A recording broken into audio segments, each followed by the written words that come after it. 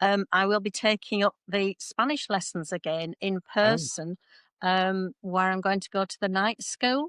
I did this before. It was great. Then the pandemic hit and we couldn't do that. And really, I kept thinking, I'm busy. It's a big effort. So I did start with, can we name it, like the Duolingo, which has been great. I know you sort of joke with me every time. My streak is now over 2,000 days. And it hello, hello, hello, everybody, and welcome back to another British English conversation between me, Lewis, and my mum, Julie. So, Mum, how are you? Hello. I'm absolutely fine. We've got Christmas done. The tree's still up. We're waiting for the new year and the celebrations. So this is my chill time. Okay, good. And the Christmas tree looks lovely. I see you got some baubles, a bit of tinsel, some lights, and it's natural as well, isn't it? Oh, yes, we always buy a real Christmas tree. When I say real, I mean one that's been chopped down, which sounds really cruel, but it's they're grown for that purpose. So we don't just go in the nearby woods and, dead of the night going hack one down. But yes, I like to put baubles, tinsel, bit of glittery things on, bit of sparkle. Yes, it's Christmas. Let's just go for it. Uh-huh. And related to that, usually, how long do you wait until you take it down and clear everything up? I usually do it just after New Year. I think you're supposed to do it by what they call 12th night. When I was working, I would do it early. Because it's a real tree, I do find that we call them needles, the pine needles, they drop, so they fall. So we have to hoover every day. So sometimes I'm fed up of it. So it comes down just after New Year. So I don't work anymore. So it's not such an issue for time, but it's just saving me work. Nah, it's true. Like, for example, on like the 20th of December, usually when people put up the Christmas tree, you'll see that, oh, it's so green, it's so beautiful, it's so full of life. And then as the days go on and as it gets closer and closer to New Year's Eve, you have a look at the tree and it's like, okay, it's looking a bit bare. It's looking a bit empty. All of the needles have been falling on the ground. We did actually take it down early one year because we had a cat at the time called Marmalade. And Marmalade, who's ginger, that's why it's Marmalade. And he ran up the tree and he obviously got to the top and the tree fell over. So I think that tree came down very, very early. But this one, hey, it can stay. It's still No, green. It's not gone brown. I'm loving it. It's no, it just looks fantastic. cheerful. Now, I've been using some phrasal verbs already. I said you put up the Christmas tree and then you take it down and then you're going to clear up. So, all of these are phrasal verbs that are relevant to this time of year, which is why I thought, well, we can continue in the same vein, in a similar way, by going over phrasal verbs, some phrasal verbs related to New Year's resolutions. You know, these objectives, these goals that you set yourself, usually between Christmas and New Year's, because maybe you're feeling a bit guilty after eating a lot, drinking a lot, and you think, okay, January is the time to kickstart the year in a good way. So that's the plan for today. Mum, how does it sound? That sounds absolutely fine. I think, yes, you've had all the sweet treats, the Christmas pudding, the trifle, the chocolates. So maybe it's time to cut down, and that might lead into the New Year's resolutions that you'll be talking about. Perfect. You see, you're a pro, Mum. Let's get started. Let's kick off. And I'm going to share my screen and we're going to take it in turns to ask each other a different question. They're all going to be fairly similar.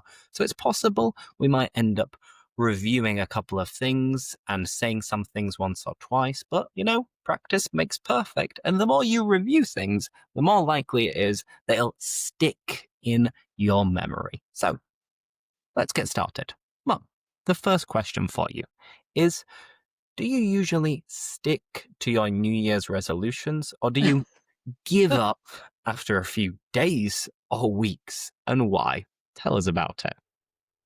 Well, do I even make a resolution each That's new another year? I'm question. not even sure I do. Um, I try to, but then a part of me thinks if I make it too difficult, am I setting myself up to fail? I know absolutely that if it's too difficult, then without a shadow of a doubt, I will fail. I will give up. And then I'll be sort of cross with myself or disappointed. But yes, I will be doing some New Year's resolutions this year. Okay, exciting. And And usually, do you stick to them, would you say, on average? Um, I do if it's not too difficult. So that's why I'm also realistic. I do sometimes think it would be great because I'm a bit of a foodie. I love treats and food, and I comfort eat. I eat when I'm happy. I eat when I'm sad, and I'm getting into my early 60s now, and I'm thinking I should cut down.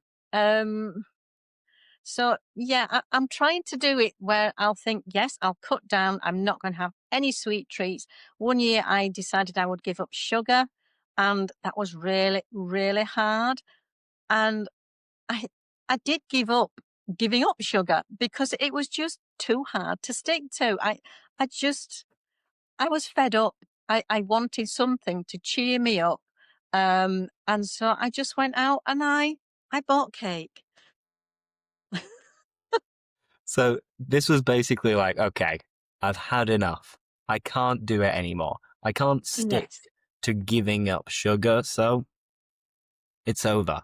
I'm going to pig out and eat lots of cake, which I think most people would do the same thing because, I mean, sugar, giving up something so big, and there are so many things that contain sugar.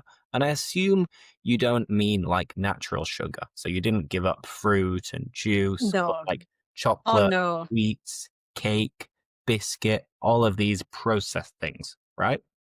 That's right. Yes, I still had the fruit, but I can remember going to the supermarket and thinking there were whole aisles that I just couldn't go down. All the chocolate, the biscuits, the bakery, and I had to avoid the aisles. And then I was just thinking, why am I doing this? Is it really making so much difference? I mean, I didn't lose any weight. I was just a little bit miserable. So I didn't, you said pig out. Now, I didn't pig out. I just introduced it slowly because it seemed so rich, but it was just, it was nice to have treats again. Quick, I can Life is imagine. too short. Absolutely. Now, a little recap of a couple of words you said. You said cross, which is a nice British way of saying angry. I was a bit cross. I was a bit angry. You also mentioned without a shadow of a doubt, which is a way of emphasizing without a doubt, no doubt. And then I said pig out, which is one of my favorite phrasal verbs, which means to eat like a pig. So over Christmas, I tend to pig out. That is such an awful expression, though. It's not really a ladylike expression. Not very ladylike, of course not. Now, let's move on to the next question then.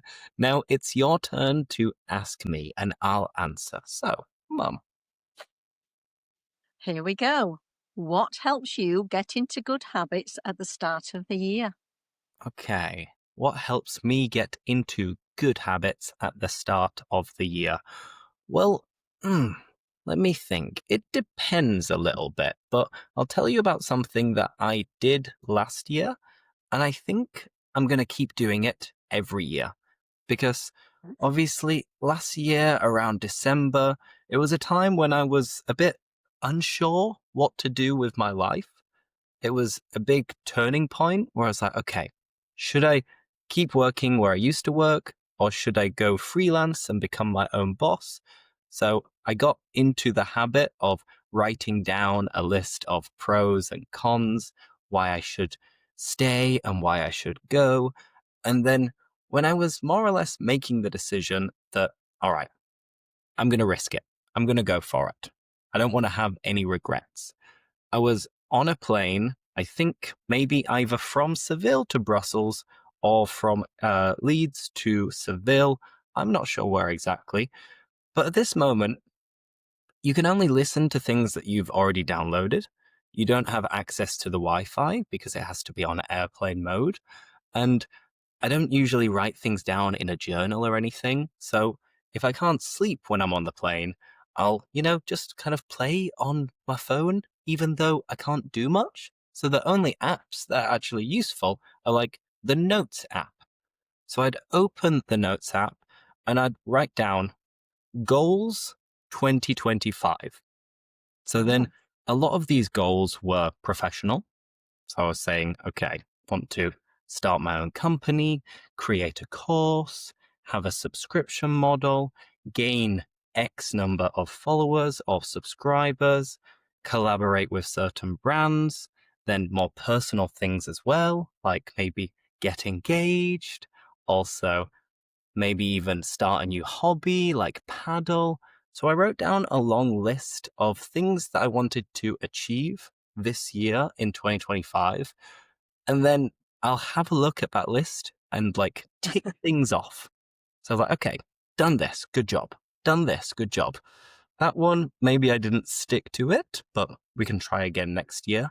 So I think writing down, or at least putting your ideas somewhere, is a good way of actually getting into a good habit because it pushes you more and it holds you accountable to actually yes. carrying out all of these New Year's resolutions. So that's one recommendation I have for everybody. And to be honest, I have ticked off the majority of my goals. So I'll give Well myself a pat done. on the back. Mark, what do you Yes. think? Do you think it's a good idea? Would you recommend people do this? I think I do think it's a good idea, yes, because if you write it down, then like you say, you're more accountable and you can look back at it in, the following year and think, did I do this? Did I do that? And it's like you're just making it more tangible. You can see something, it's not just in your head and it's like, no, I didn't do that. And sometimes even just telling other people, because then the pressure is on a little bit. It's like if I say I'm going to do this, like I sort of may say, well, yes, I'm going to go for a 20-minute walk every day. And then I don't. And then dad will sort of say to me, you said you were going to do this and you haven't. So yes, but if I write it down, I think that's truly a good idea. And I'm so glad that you got to tick off a lot on your list, especially the engaged part. But the 100. professional part too, but yes, the personal life is always really good too. No, no, it's been a good year, a productive year, successful year, and long may it continue, as we say. And Yes. from there, let's move on to the next one. So, Mum, I'll share my screen once again, and I've got another question for you. And it is the following. Have you ever taken up a new hobby or routine as a New Year's resolution? And if so, how did it go? Hmm. I have done different things. I can remember. Well, actually, this year, I will be taking up the Spanish lessons again in Oh, person. Where I'm going to go to the night school. I did this before. It was great. Then the pandemic hit, and we couldn't do that. And really, I kept thinking, I'm busy. It's a big effort. So I did start with can we name it? Like the Duolingo, which has been great. I know you sort of joke with me every time. My streak is now over 2,000 days. It's very useful. But I am going to go back where I can actually speak to other people, a little bit like how you do it, with your classes, because I just feel then it just puts me out of my comfort zone. I make more effort rather than just looking at a phone. I need to interact, and I just want to be able to have a little bit more conversation and just listen to other people. And sometimes if they struggle, it makes me think, actually, that's okay if I struggle too and I don't pronounce something correctly. It really doesn't matter because I've tried. And I know it will be, obviously, it'll be English people trying to speak Spanish, so the accents may not be great, but they will improve. Because if you don't try, you will regret. So yes, yes, I You're have going to started take up new Spanish things classes again. again. Yes. Oh, no, Well, good. it's just, I just feel if you go to a country, everybody appreciates if you try to speak their language. And why should I expect people to just speak English to me if I'm abroad?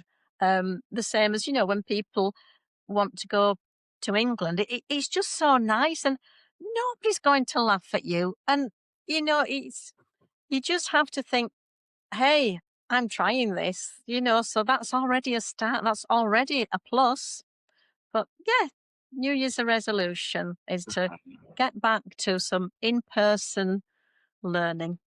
Now, I think Yeah. it's a good idea because, of course, I speak about language learning all the time, and you've been learning Spanish with Duolingo for over 2,000 days now.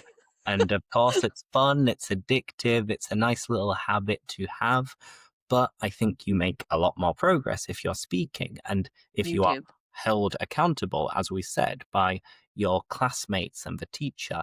And now you're retired as well, you have maybe Hmm. a little bit more time than you did pre-pandemic, and it's nice to Yes, connect with other people who are in the same boat as you, in the same situation as you. You can make friends and improve your Spanish at the same time. You're killing two birds with one stone. absolutely. Yes, that's correct. Um, I also would like to start doing some exercise though as well, and just doing a few more things. So that will be a New Year's resolution too. That the exercise, the vitamins, and I'm I'm at an age now where I think I need to start taking care of myself so that I've got a long life ahead of me. Who knows? But Absolutely, of course watch you this do. space. Yes. Maybe we can do a conversation in Spanish one day. Who knows? Maybe. Don't hold your breath. No, no, no. I A won't. semi conversation. Absolutely, I believe in you. Now, just on that note, given that we're speaking about Duolingo and language learning apps, by the way, guys, if you haven't seen my last YouTube video, I think it was my last one anyway, I was telling you all about my new language learning app which allows you to practice your English with my voice. So you can have conversations with me 24/7, reviewing words, memorizing them, practicing them. So I'll leave a link in the description in case you want to try out my new English learning application. You can try it for free. And then, of course, if you like it, you can continue and make it part of your language learning routines. So if you have any questions related to that, let me know in the comments, and there is a link in the description so you can check it out for yourself. Just But a quick plug there. yeah, Yes. that's my little bit of Duolingo's great promo too, over. but Now, back to the conversation. So I Mhm. believe, Mum, it's your turn to ask me. So here is the next question. Over to you. Here we go. What kind of resolutions do you tend to put off until next year? Hmm. So remember, put off is like to delay or postpone, and it is common for many people to put off healthy habits, healthy eating, New Year's resolutions in general. I don't know if I often put them off by a year because I don't think I think that far in advance, to be honest. But what I do, and what many people do, is that during the year, you'll be thinking, oh, I should maybe sign up at the gym, or I should maybe stop eating as many takeaways, or maybe I should start improving my French. So throughout the year, I think it's very common for us to have these ideas of goals, objectives, aims, and then you think, but it's November. It's almost the end of the year. And December is around the corner. And in December, you've got lots of meals with your friends and your family. and lots of binge eating and binge drinking as well. So around December and November, even if I have ideas, I will put them off until January because I think, well, what's the point in doing it now? It's like if it's a Saturday night and you're out with your friends, and I'm thinking, oh, I should really be healthy tonight. But you think, well, it's Saturday. So maybe I can leave it till tomorrow or leave it until Monday. And in that scenario, I do put things off quite a lot. But I think for New Year's resolutions right now, if I want to start doing something, I'm not going to wait until, what would it be? 2027. I'm going to do it in 2026. There is no time like the present, right? Absolutely. You go for it. I'm glad we see eye to eye. I'm glad we are on the same wavelength, on the same page. Cool. Well, let's move on to the next one then. So, Mum, I'll share my screen once again just so you can see the question. And the question is this, which I think you've already used this phrasal verb earlier, so let's use it in a bit more detail. And it is there a bad habit you're trying to cut down on this year? And if so, what makes it difficult? What makes it complicated?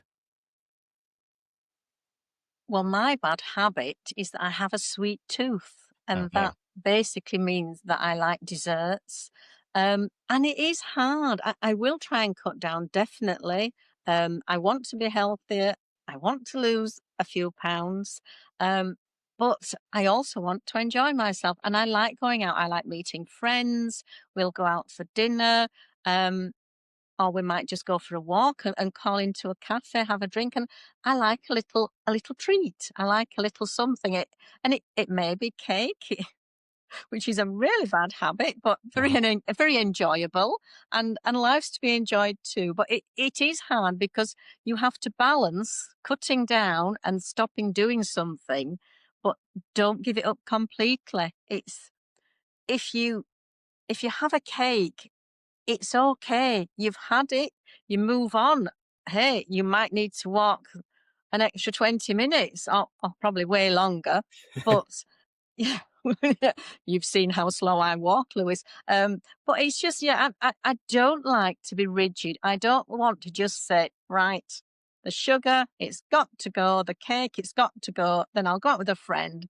And we're chatting, we might have a glass of wine, and it's like, oh, let's just have something to finish off, we call it. And I still want to do this. So it is a bad habit.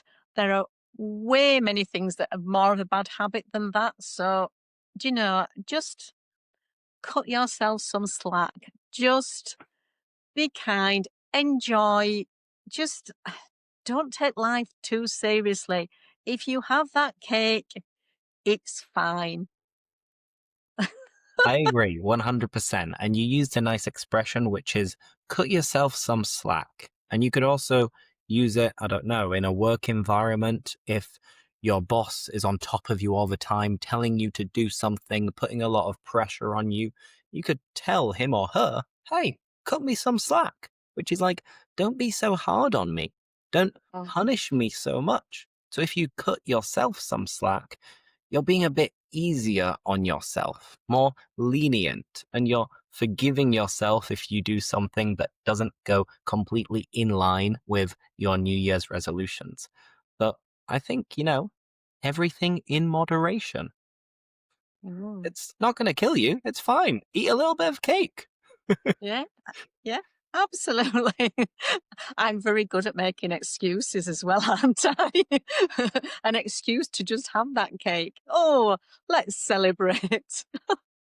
I mean, maybe I take after you, meaning that I've got this from you. Because at the weekend, last weekend, I was eating a lot, going out a lot. And then I told myself, I think on Monday morning, this week, I'm only going to eat soup and salad. And, Oh, well, wow. it's what happened. So I had salad on Monday and I had something healthy on Tuesday. But on Wednesday, I didn't have anything in. A lot of the supermarkets had closed. So I was like, shall I just get a pizza? So I cut myself some slack because everything in moderation. It's fine. It is. All right, I think cool. we're too much alike sometimes. Maybe I've been a really bad example, but I just like to be easygoing with things. I don't like to be too rigid. It's life. Enjoy it. Take the good bits where you can. 100%, absolutely. Now, let's keep going to the next question. So, this one we've already touched on a little bit, but I'll answer it quickly as well. So, Mum, could you ask me? Do you prefer to write down your goals or just keep them in your head, and why? So, yes, if you want to just recap on that. Absolutely, I'd love to. So, this is a recent thing that I have started to do because previously I've always liked setting myself New Year's resolutions. I don't know why. I like to tell myself that I'm going to be good, and I like to tell myself that I'm going to start a new habit. And I think that motivation makes me feel happier as well. I like knowing that I've got a routine, I've got certain things that I want to stick to. But I'd say in the past, I didn't used to actually write it down anywhere. I just tell myself maybe a couple of days before New Year's, like, all right, this year I'm going to get fitter. This year I'm going to run a marathon, which used to be one of my New Year's resolutions, which I stuck to and I did. Mm, But you did. I think now, in particular from a business point of view, now that I need to be maybe more responsible and I need to be on top of more things because I haven't got a boss, it means that I need to write things down. I need to keep things in a safe space and I need to remember a lot of things that I have to do as well. So this list of goals and objectives is almost more of a to-do list than it is Yes. a list of what I want to achieve. It's like, I want to do this. I want to do that. I want to do the other thing.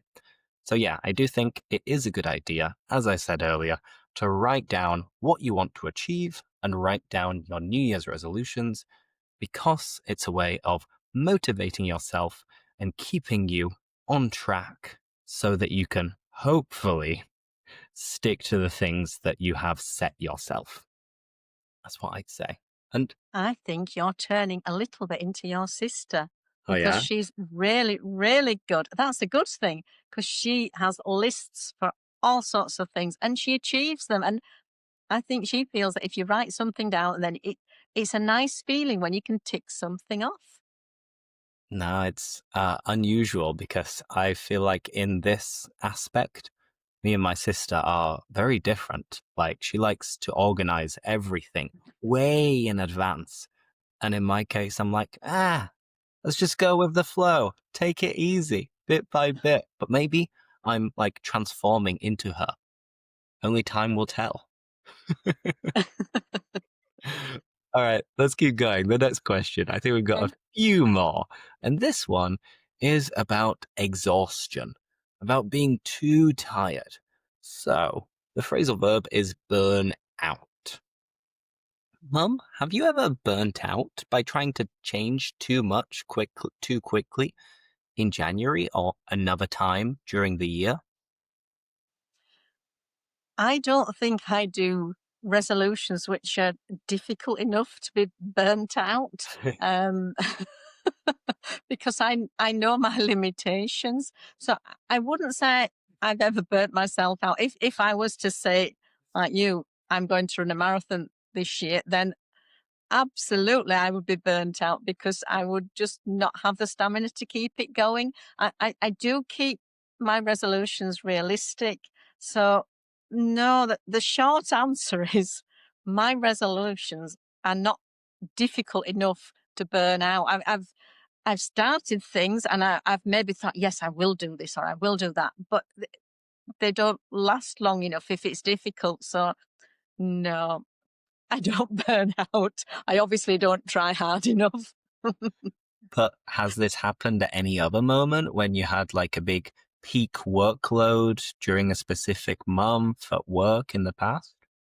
Oh, goodness. When I was working full time and helping look after grandma, um, who needed a lot of care, then I can remember working all day, going over in the evening, coming back at 10 o'clock at night. And yes, I was always shattered. I would sit next to your dad on the settee. I would be asleep in minutes. And that wasn't sustainable. I couldn't keep that going. I'd been doing it for a very long time.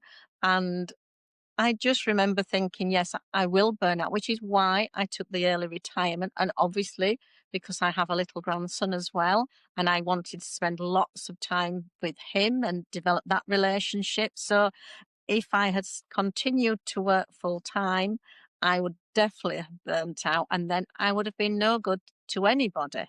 As it is, poor Bruce probably thought, who is this woman? She's never here. And when she is, she's asleep.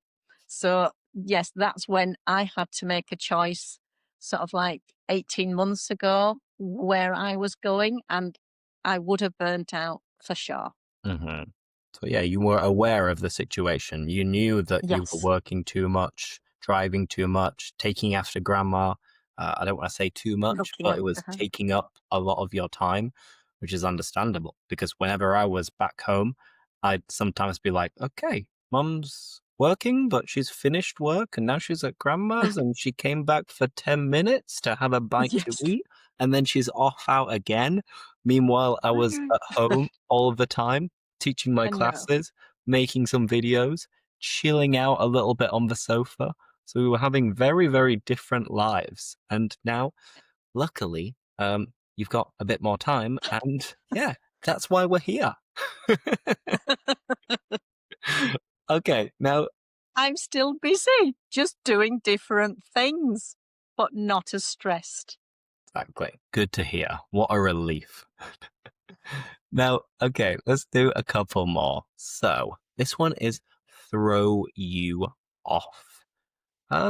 Well, could you ask me?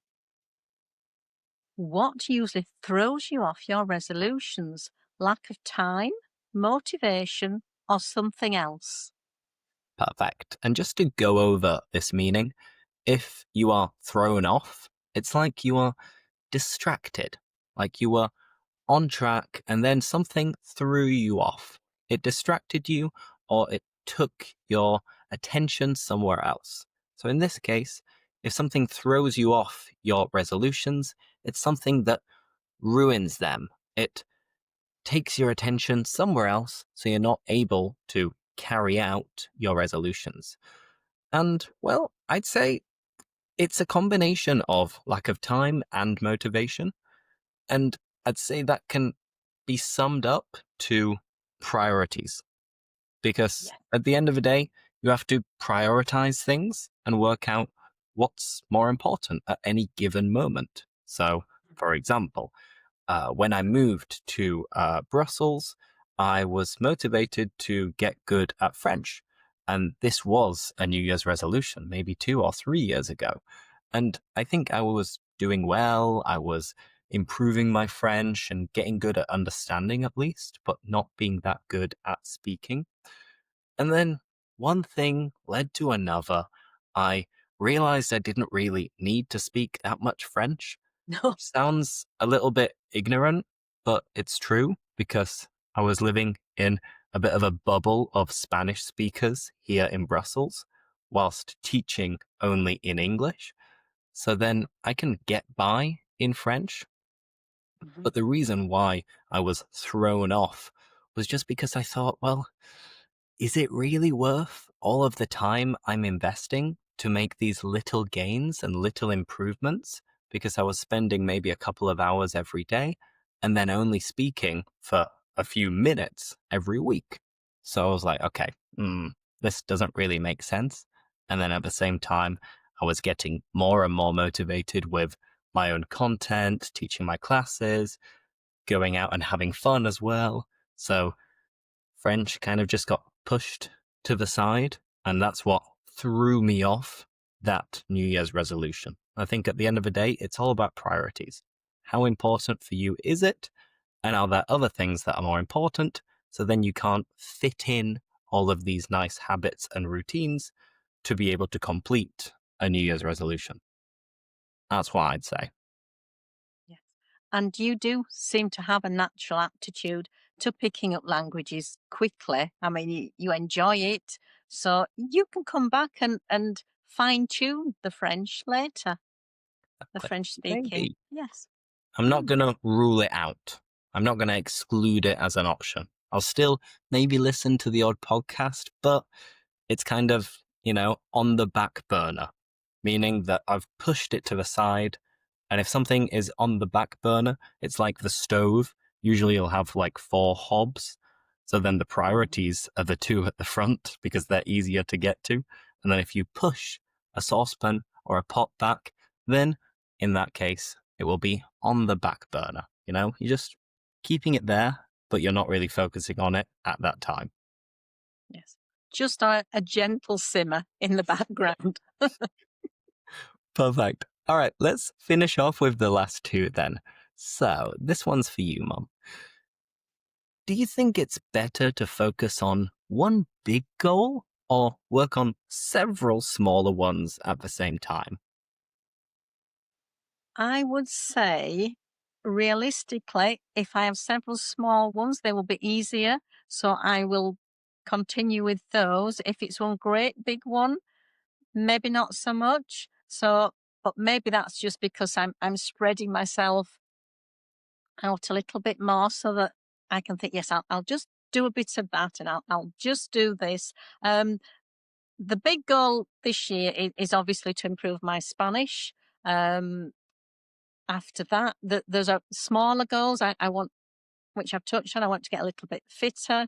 Um, I've been reading up on what I should be eating. Now, one thing I'm really not keen on, which is part of my New Year's resolution, is to have more oily fish. Um, Yes, who knew? Because Interesting. it's so good for you. So like sardines and mackerel and all the fish that I don't really like. I'm British. I love fish and chips, but that would be haddock or cod, which is just white flaky fish. So I'm going to make myself eat mackerel. So watch this space. So you can actually ask me that in a few months, Mum. Are you still eating the mackerel? I'm not sure what I will say. And that just seems a really sort of a weak thing, a weak resolution. Like, why is she even talking about mackerel? But it's really good for you, apparently. And yes, I need to, I need to look after myself more now at my age. Interesting. All right, mackerel. It's Mm, a superfood. I didn't yes. know. No, you weren't expecting that answer, were you? No, no, But no. hey, It's funny you say that because I do sometimes buy mackerel and cottage cheese at the same time from the local hmm Aldi because it's maybe one of the cheaper supermarkets here. And when I make the effort to go to this supermarket rather than a Carrefour, which is a little bit more expensive, but a lot closer, I'll have a look at all of the labels, the tags to see how much things cost. And I'll hmm usually be going past where the mackerel is to get some tuna anyway, because tuna, I have quite a lot of it. And sometimes I'll grab a tin of mackerel as well. So it's really cheap. And to be honest, I quite like it. And I've started making mackerel and cottage cheese sandwiches, which is so oh, healthy because cottage cheese is a very, very low fat source of protein. And yes. mackerel apparently is a superfood as well. So maybe I'll give you the recipe. Oh, I can't wait. Yes. And to be honest, I tend to go to a different supermarket over here, but I get it where it's more shrink wrapped rather than in the tin. So you can sort of see it looks nice, but each to their own. Yes, yeah, but yes, Absolutely. mackerel is the way forward. I'm not sure about mixing it with cottage cheese, but I will try. When you're home, I will try it. Yeah, Don't I knock love it till cottage you've tried cheese. it. Oh, yeah. For more hints, tips, and recipes, no. That's our new channel. We'll start it. Okay, let's finish off then. The final question. So, Mum, could you ask me this one? At the end of this year, how do you look back on your resolutions? With pride, regret, or indifference? Well, of course, this one depends on the year. And it depends if I'm talking about this year or how I normally look back on my resolutions. But if I go back to the goals that I set at the beginning of 2025, I look back quite proud at how this year Mm. has turned out. Of course, there'll be other things that I remember last Christmas when I was home. You always have the darts championship. Um, so it's on TV over Christmas. So when I'm meeting up with my friends, we all suddenly get into darts over Christmas and then we forget about it for the rest of the year. So I'm sure that'll happen over the Christmas period as well. And I wrote down, get into a new sport. And I put down options of darts and paddle, which to be honest, I haven't stuck to either of them. So in this case, maybe I look back on these failed New Year's resolutions with a little bit of regret because, at the end of the day, they weren't priorities, which is why I haven't stuck to them. But I would like to find some new hobbies because, I like running, but it's not exactly a hobby. I love football, but when I play football with my friends, I always get these niggly little injuries. So then it kind of puts me off playing football. So I'm looking for something that I could do in my free time to wind down, chill out, de-stress. And I thought, well, standing there with darts would be the perfect option. It could indeed. I That's think me. with me, if I was to not give up cake, I might slightly regret it. And when I try a dress on, think maybe one or two less cakes would have been a good idea. So it was looser. But hey, maybe the clothes will just be a little bit more snug. It's fine. No worries at all. But anyway, I think that's it. Let's wrap up this conversation.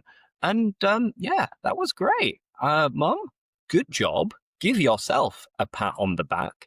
And on that note, thank you everybody for watching. Check out my app in the video description. And if you have any further questions that you'd like us to answer in the next conversation that we record, then we'd be more than happy to. So Mm. thank you so much.